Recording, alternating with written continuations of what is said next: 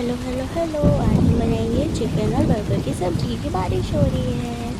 सबसे पहले हमने टमाटर, परवल, आलू, प्याज और लाल मिर्च लेके आलू को हम सरसों के तेल में डाल के परवल को फ्राई करेंगे। फिर हल्दी, सूखी मिर्ची, जीरा और कुछ गरम मसाले डाल के प्याज को सौते कर लेंगे।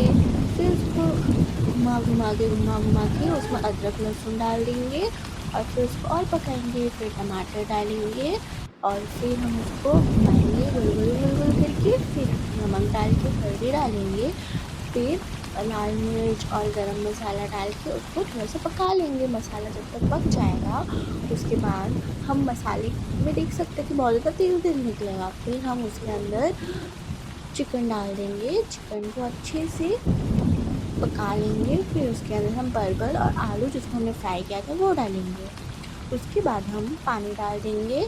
ज़्यादा पानी नहीं डालना, थोड़ा सा पानी डालेंगे। फिर उसको पका के हम उसको ढक देंगे। फिर ढकने के बाद जब हम उसको ओपन करेंगे तो हम देखेंगे जो पानी है वो सूख चुका है। फिर इसके अंदर हमको थोड़ा सा चिकन मसाला डालना है और फिर थोड़ा सा पानी डाल के चिकन को पकने के लिए हम लोग रख देंगे।